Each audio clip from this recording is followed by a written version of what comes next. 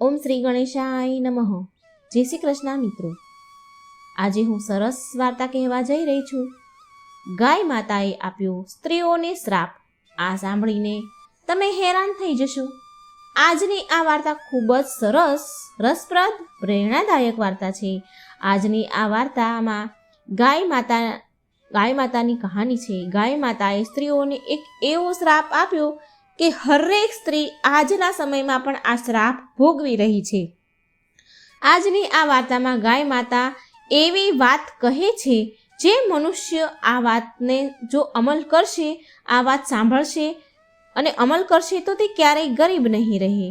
આ વાતમાં તમે જાણશો કે એવો તે કેવો શ્રાપ ગાય માતાએ મનુષ્યને આપ્યો કે આજના સમયમાં પણ આ શ્રાપ ભોગવી રહ્યા છીએ. આ એક પૌરાણિક કહાની છે અને આ કહાની એક સત્ય ઘટના પર આધારિત છે. આ પ્રાચીન સમયની વાત છે. એક નગરમાં ગોપાલ નામનો એક ખેડૂત રહે છે. ગોપાલના ઘરમાં ગોપાલની પત્ની અને એક છોકરો નાનો છે. ગોપાલનો પરિવાર 3 સદસ્યોનો છે અને ગોપાલના ઘરમાં એક સફેદ ગાય પણ છે અને સાથે ગોપાલ એક ખેડૂત પણ હતો. ગોપાલ તેના ખેતરમાં અનાજ ઉગાડી અને તેમાંથી જે પણ કમાણી થતી, જેટલા પણ પૈસા કમાતો, તેનાથી તેનો ઘર ખર્ચ થઈ જતો. એનું ગુજરાન ચાલતું હતું. મિત્રો, ગોપાલનો વ્યવહાર તેના પૂરા નગરમાં, ગામમાં બહુ સારો હતો. તે ખૂબ સારો માણસ હતો. તેનો વ્યવહાર ખૂબ સારો હતો લોકો સાથે, એટલે ગામમાં તેની છાપ બહુ સારી હતી. પણ એવું કહેવાય છે કે મનુષ્યની નિયત અને સમય એ બંને બદલતા જરા પણ વાર નથી લાગતી. તો બસ આવી જ રીતે ગોપાલ સાથે પણ બન્યું. હવે ગોપાલના ઘર માટે જે ઘર ખર્ચ થતો હતો તો ગોપાલ તેના ખુદની કમાણીથી ઉઠાવતો હતો. જે પણ ખર્ચ થાય તે તેની ખુદની કમાણી હોય તેનાથી એ ઉઠાવે. પણ જે ગોપાલના ઘરમાં જે સફેદ ગાય હતી તે ઘણું બધું દૂધ દેતી હતી. તો ગોપાલ તે ગાયના દૂધને વેચીને જે પૈસા મળે તે પણ ઘર ખર્ચમાં જ વાપરી નાખે. ખેતરની કમાણીના પૈસા પણ ઘર ખર્ચમાં વાપરે અને ગાયનું જે દૂધ વેચે એ પણ ઘરમાં વાપરી નાખે. અને આમ તે ગાયનું દૂધ વેચવા લાગ્યો અને આમ તેનું ગુજરાન ચાલવા લાગ્યું. ગોપાલ લાલચમાં આવીને રોજ ગાયનું દૂધ વેચે છે. અને મિત્રો, થયું એવું કે સફેદ ગાયે થોડા સમય પછી દૂધ આપવાનું બંધ કરી દીધું. ગાયે દૂધ આપવાનું બંધ કર્યું એટલે ગોપાલે શું કર્યું ખબર છે મિત્રો? ગોપાલે તે સફેદ ગાયને લઈ જઈને એક જંગલમાં મૂકીને આવ્યો. ત્યાં ગાયને છોડી દીધી, કારણ કે ગાય હવે દૂધ આપતી નથી. તો હવે એને રાખીને શું મતલબ? તેણે ગોપાલે આવું વિચાર્યું. અને ત્યાર પછી તે ગાય માતા જંગલમાં ભટકવા લાગ્યા. તે ગાય માતા ઘણા દુઃખી થયા અને ભટકતા રડવા લાગ્યા અને વિચારે કે આ મનુષ્ય જાતિ કેટલી મતલબી છે. આ લોકો પોતાનું કામ નીકાળવા માટે કોઈ પણ જીવનું શોષણ કરી લે છે. આમ ગાય માતા બિચારા રડે. ગાય માતા ઘણા બધા મહિના સુધી જંગલમાં જ્યાં ને ત્યાં ભટકવા લાગ્યા. ભૂખ્યા તરસ્યા જ્યાં ત્યાં ફરતા હતા. ત્યાર પછી થોડો સમય થયો એટલે ગાય માતા ગર્ભવતી થયા. એક દિવસ ગાય માતા ચાલતા એક નગરમાં પહોંચે છે. જે નગરમાં ગાય માતા પહોંચ્યા ત્યાં તે નગરમાં એક મીના નામની એક સ્ત્રી રહેતી હતી. મીના તેના ઘરમાં એકલી જ રહેતી હતી. કોઈ તેના ઘરમાં હતું નહીં. પણ મિત્રો, મીના થોડી ચંચળ સ્વભાવની હતી. પણ મીનાની જીભ બહુ કાતરની જેમ ચાલતી. તે કડવા સ્વભાવની હતી. ગમે ત્યારે ગમે તે બોલી દે. તે ક્યારે શું બોલે ને તે કોઈ ન જાણે. તો તે નગરમાં ગાય માતા પહોંચ્યા જ્યાં મીના રહે છે. ફરતા ત્યાં આવ્યા તો ગાય માતાને મીના નામની એક સ્ત્રી મળી ગઈ. જેવી જ મીનાની નજર ગાય માતા ઉપર પડી તો મીનાને ખબર પડી ગઈ કે આ ગાય માતા ગર્ભવતી છે અને આ ગાય માતા બહુ જલ્દી એક બચ્ચાને જન્મ આપવાના છે. એને ખબર પડી ગઈ મીનાને. પછી મીના તે ગાયને જોઈને સીધી સીધી ત્યાંથી નીકળી જાય છે. ગાય સામે જોઈને નીકળી ગઈ. થોડો સમય ગયો એટલે ગાયનો પ્રસૂતિનો સમય નજીક આવ્યો. એટલે ગાય જંગલમાં એક ઝાડની છાયા નીચે બેઠા હતા અને તે જંગલમાં મીના તેના ઘરના ઢોર પશુઓ માટે ઘાસ કાપવા ઘાસ લેવા માટે જંગલમાં આવી. તે જંગલમાં ઘાસ કાપી રહી હતી. હવે ગોપાલની ગાય જેણે જંગલમાં છોડી દીધી હતી તે ગાયનો ગર્ભનો સમય પૂરો થઈ ગયો. જંગલમાં ઝાડ નીચે તેને બચ્ચાને જન્મ આપે છે અને જ્યારે ગાય બચ્ચાને જન્મ આપે છે ત્યારે મીના ત્યાં જ હતી, ત્યાં ઘાસ કાપતી હતી.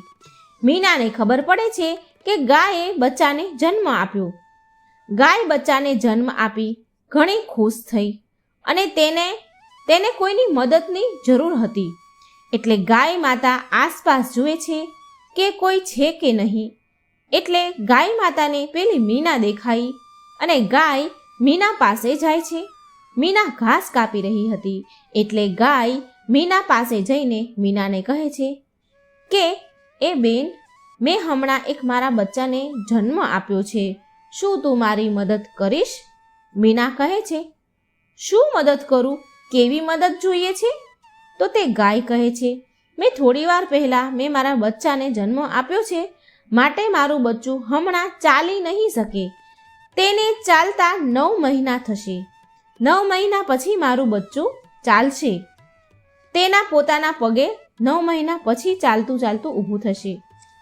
માટે તું મારા બચ્ચાને ઉપાડીને મારા ઉપર મૂકી દે, તો હું તેને એક સુરક્ષિત જગ્યા ઉપર મૂકી આવું. આ જંગલમાં કોઈ હિંસક પ્રાણી જો આવશે તો મારા બચ્ચાને ખાઈ જશે. માટે મારે મારા બચ્ચાને સુરક્ષિત જગ્યા પર પહોંચાડવું છે, પણ હું એ તો ચાલી શકતું નથી, તો હું એને કેવી રીતે ઉપર બેસાડું? તું કૃપા કરી એ બચ્ચાને મારા પીઠ ઉપર બેસાડી દેને.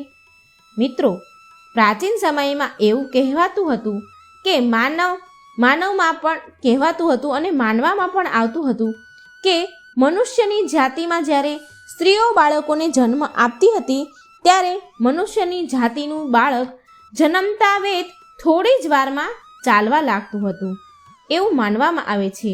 એટલે જન્મની સાથે જ ચાલતા થઈ જાય બાળક. અને પશુ જાતિમાં જ્યારે પશુઓ પ્રાણીઓ જ્યારે બચ્ચાને જન્મ આપે તો તે 9 મહિના પછી ચાલતા શીખતા હતા. પહેલાંના સમયમાં આવું હતું. હવે તે ગાય મીનાને કહે છે, બહેન, મેં હમણાં બચ્ચાને જન્મ અહીં આપ્યો છે જંગલમાં, પણ હું અહીં ફસાઈ ગઈ છું. થોડી વારમાં રાત પડવાની છે. જો હું અહીંથી મારા બચ્ચાને કોઈ બીજી સારી સુરક્ષિત જગ્યા પર નહીં લઈ જાઉં તો કોઈ હિંસક જંગલી પ્રાણી મારા બચ્ચાને ખાઈ જશે. ગાય માતાની આવી વાત સાંભળી મીના ગાય માતાનો મજાક ઉડાવે છે. ગાય માતા સામે જોઈને જોરથી હસવા લાગે છે અને મીના ગાય માતાને કહે છે, તું કેવી માં છે? જ્યારે તું તારા બાળકને જન્મ આપે છે તો તું તેનું રક્ષણ, તેની સુરક્ષા તું તારી જાતે જ નથી કરી શકતી? અરે, તું કેવી માં છે? જેવી મીના ગાય માતા સામે જોઈ જોરથી હસે છે. બહુ જોરથી ગાય માતાની હસી ઉડાવે છે. ગાય માતાને ગમે તેમ શબ્દ બોલે છે, તેનો મજાક ઉડાવે છે. એટલે આ સાંભળી ગાય માતા દુઃખી થયા. ગાય માતાને બહુ ક્રોધ આવ્યો.